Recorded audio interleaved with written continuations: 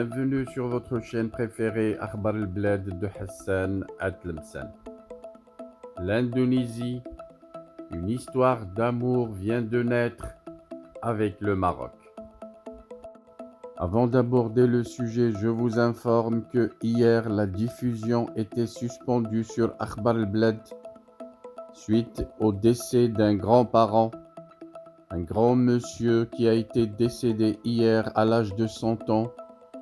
Et comme dit le proverbe africain, quand un vieux est mort, c'est toute une bibliothèque qui est brûlée. Effectivement, c'était un grand-parent considéré comme une référence pour l'histoire. Un brave monsieur est décédé. C'était le monsieur Google de toute la région. Une référence. Akhbar al-Blad est en deuil en ces jours. Bien entendu, et comme dans chaque vidéo, je réitère la solidarité de Akhbar al-Blad avec le peuple kabyle et avec les jeunes kabyles détenus et condamnés à mort injustement. Le soutien de la chaîne Akhbar al-Blad au peuple kabyle et à ses jeunes restera sans faille jusqu'à ce que justice soit rendue à ces jeunes kabyles et jusqu'à ce que liberté soit rendue au peuple kabyle pour qu'il puisse décider de son sort et pourquoi pas accéder à son indépendance. Revenons à notre histoire d'amour entre l'Indonésie et le Maroc. Et c'est sur son Instagram que la chef de la diplomatie indonésienne a partagé son admiration pour le royaume du Maroc. La ministre indonésienne des Affaires étrangères, Retno Marsudi, n'a pas caché son admiration pour le Maroc sur son Instagram. Elle a dévoilé une vidéo qui retrace les moments forts de son séjour dans notre royaume, marqué par la signature d'un mémorandum d'entente visant à établir un partenariat stratégique entre Rabat et Jakarta. Un sacré coup de pub pour la destination Maroc, diffusé sur Instagram ce samedi 23 décembre. La vidéo immortalise les moments forts ayant marqué la visite effectuée la veille de la ministre indonésienne des Affaires étrangères, Retno Marsudi.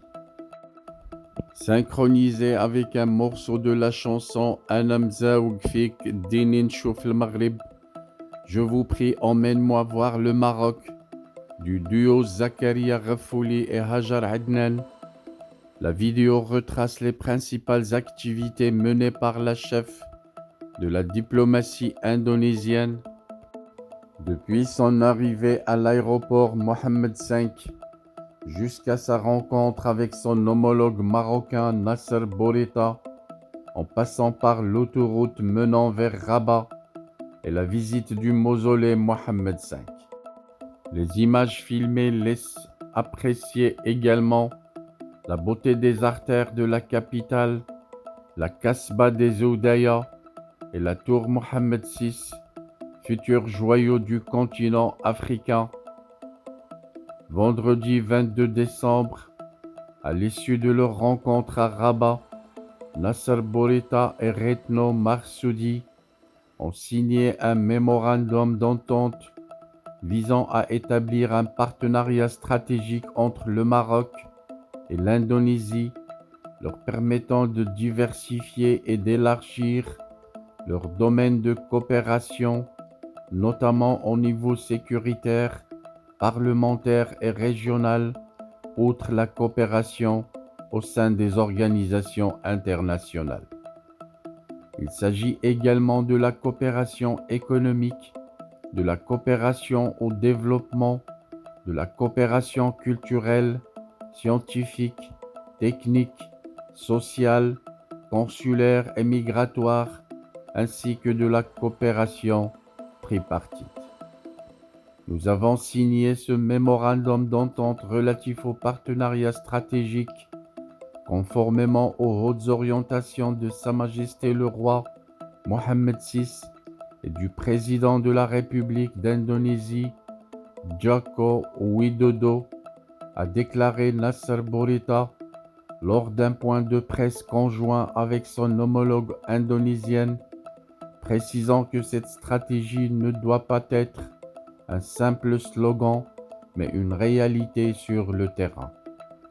L'établissement d'un partenariat stratégique est une ambition que nous devons concrétiser en donnant corps à ce qui a été signé, a-t-il ajouté. De son côté, Retno Marsudi a souligné la nécessité de la fédération des efforts pour promouvoir ce nouveau partenariat stratégique, insistant sur l'importance de ne ménager aucun effort pour donner corps à ce partenariat au service d'une coopération globale bénéfique aux deux peuples.